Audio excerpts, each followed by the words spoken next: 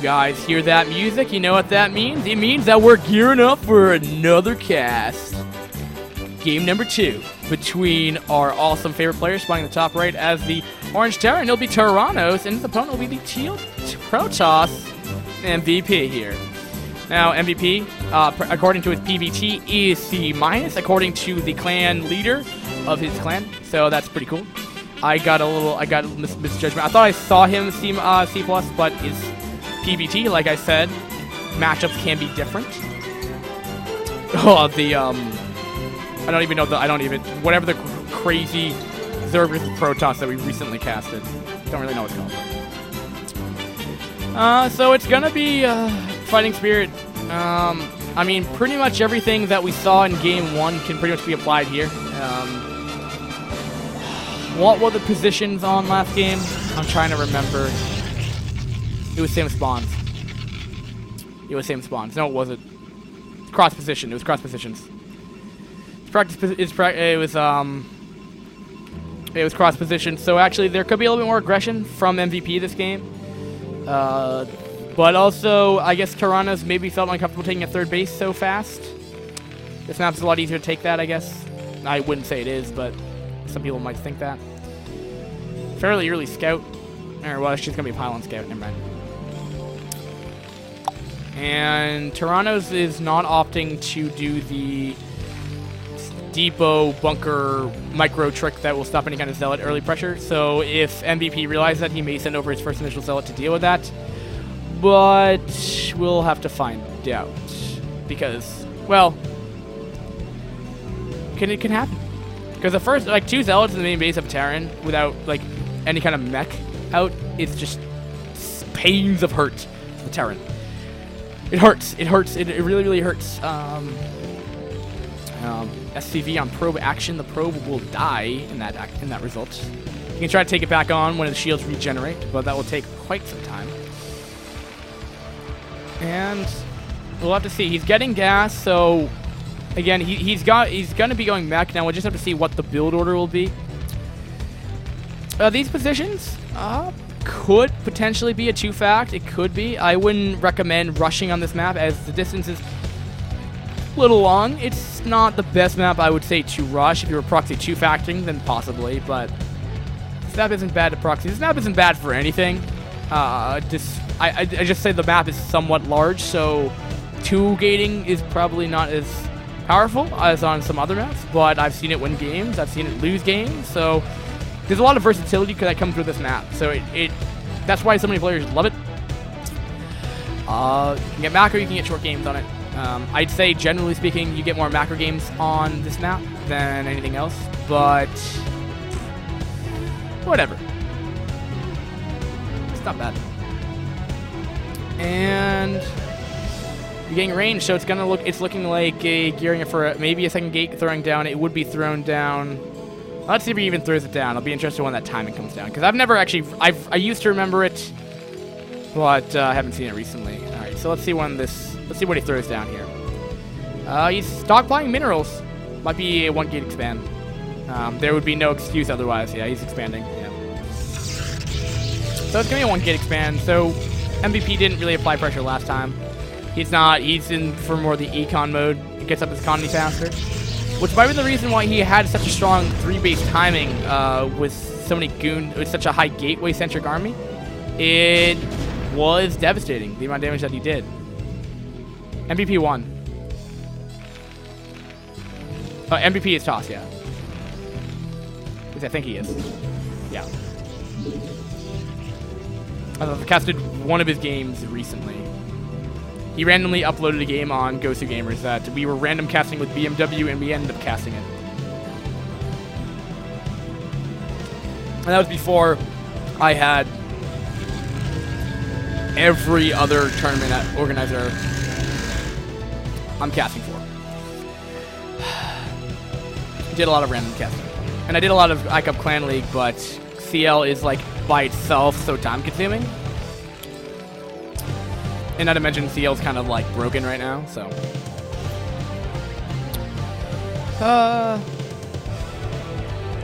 But if you want Clan League or Team League, that's your Gambit Cup for you. This is just individual leagues.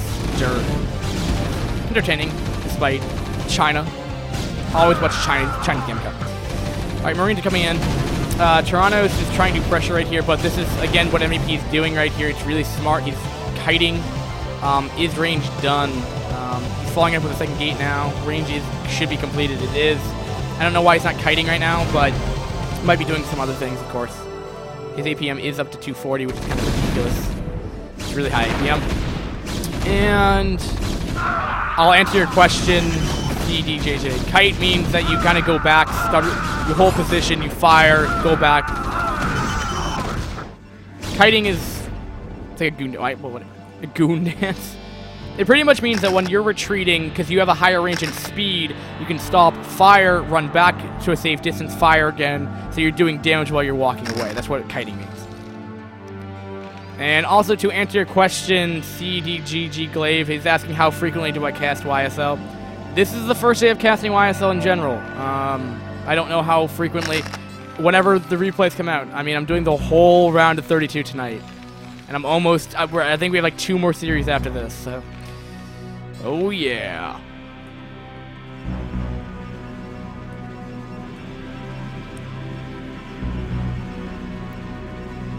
How often do people play? Every 10 hours. How often do people play YSL? That's the question for Ninazurg. That's the question for Ninazurg. I do not know that. Third gate is finishing, so he went 2 gates then Robo, so he's gonna get his obs out fairly fast to deal with any kind of Spider-Mine play, which is, I like this by Terranos, but Terranos, though, I mean, let's look at what his build order is looking right now. He's getting a lot of factories just off of 2 base. And I'm wondering if it's affecting his production. It is. He's not producing out of these. What is he doing? This is interesting. He doesn't have the economy to produce out of these factories right now. Huh. Huh. Yeah, well, that's probably the reason why. He's making too many factories at his current state of economy. And that's something definitely Terranos needs to improve on. That's the reason why he's such a that's why he didn't have anything to begin with last time. He's not... SCVs need to continue to be produced, which I think is what he's doing, but all of his free economy is making more production. Like, he's going for, like, the fastest... Like... Does he have an economy to support it? I don't think he does. 2 fully saturated bases can, but he's not... He doesn't have the economy off the natural right now. Yeah, that's the reason why. This is the whole reason why he's not producing out of these factories. No, I get off of 2 base you can get up to 4 factories. I get that. But despite all of that, he just doesn't have the economy right now. What I'm trying to say is that yes, you can supplement 4 factories off of 2 base, but he made them so quickly that they're not being able to produce. It's like immediately when you take your natural as a Protoss, because I know 4 gateways is what you can produce off per base, per saturated base you have as Protoss. So let's say if MVP takes his natural and then he throws down gateways 5 through 8, he can't produce out of them securely, and I think that's what Terranos just did. It's just why he's not producing as much. And I mean, it's 84 to 66 again. I mean, sometimes Terrans no, I'm not expecting flawless macro, but I'm just saying it gets to the point where last game he didn't have an army at all. That's all I'm saying. You kind of want to know when to place down your gateways. You put your gateways 5 through 8 down once you have a fully saturated natural base, or in between when you know the timings well. I mean, that's only through experience, of course. And MVP is gearing up. He's going up to 5 gates now. No, sorry. It's up to 6, 7 gates now. Getting up his 3rd base right now. Still no 3rd base though for Terranos, and I think he's just doing these 2 base timings. It's 83 to 103. I mean, already MVP already has a 20 supply lead, and I believe Hacklebeast, Hacklebeast is casting ASL too, but I think he said he's not casting any of the group stages. I think he's starting the round of 16, I think is when he's starting. But who knows? Anyway, going in here, the tanks are behind without Arbiter Tech, but again, we're kind of seeing a repetition of last game where it's just getting steamrolled upon, and this 2-base timing with, what is this, +1 does he have? Not even +1 with this one. I think he had +1 last game. It just gets steamrolled. And, okay, let's just say, okay, I was going to say MVP's army doesn't look like it's going to be enough to hold this off. But, I mean, he's going to have so much more production than, say, MVP does right now. I mean, sorry, than Terranos, and he's going to be able to counter-push and just win, probably. And especially if Terranos decides to go expand right now. Which I would say would be absolutely necessary at this point, else he's just sitting up 2 base for no apparent reason. But, again, I mean no disrespect. And yeah, his macro's slipping a little bit. It's okay.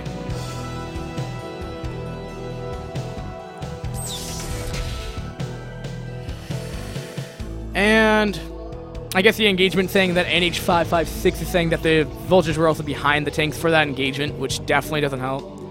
Vultures are there to buffer for tanks. Spider Mines, they kill themselves. They're expendable. They're 75. They're like Hellions. Like, for example, StarCraft 2 players. Sky Terran is potentially viable. But you'll realize if you do Sky Terran, and maybe even Brood War 2, I'm not really sure if it's viable or not. But either way, in StarCraft 2 or Brood War, it's not used as much. Sky Terran, you go mainly Sky units, air units, but it's so gas intensive, you need to mineral dump. So it's kind of the same thing where you have Marines or Hellions or Vultures in that point to supplement that income. That are literally there just to buffer damage. That's really all there is, so the air units can get in there and do their max DPS. At least in StarCraft 2. Now, Brood War, I've never seen Sky Terran really utilized unless in TBT and late game mass battle or troll game. But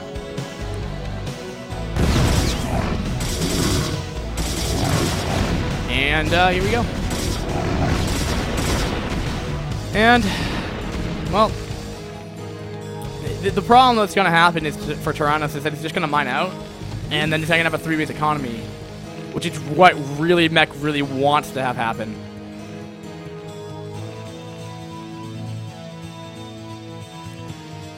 I'm not saying people, what do you say? Zyphon, StarCraft, no. CDGG says no one goes Sky Terran. As a build order, because it's not really tested with, and current builds in StarCraft 2 don't work for it. But, and same thing for Brood War. Sky Terran doesn't work for that. But I'm just saying, that's how theor crafting works like that. And it's the same thing applies to Brood War, in this case with Vultures versus tanks. Anyway, yes, you can watch Twitch on an iPad. Yes, you can. But back to the game. 3rd base is trying to be established, but it's late. Terranos, and it's also... there was a comment on YouTube about expanding Terrans expanding to your opponent on Fighting Spirit. He said it's viable because you can help defend and attack at the same time, which is the case, but also allows for Protoss to get in there and do a lot of damage, and this is one of the cases. Wow, that's a really one-sided game battle. And Zealot actually got in there and did a lot of the damage to the tanks, which is very important to know, to me. And GG by Terranos. So MVP will win game number 2. And sorry getting a little distracted there, but I was just trying to explain to people that don't play Brood War as another example of it. But yes, you want tanks in the front. You want Vultures in the front of tanks to buffer damage. Blah, blah, blah, blah. Cool. All right. Anyway, so that will conclude this game, people, on YouTube. So let's end this VOD, and we'll go on to our next series.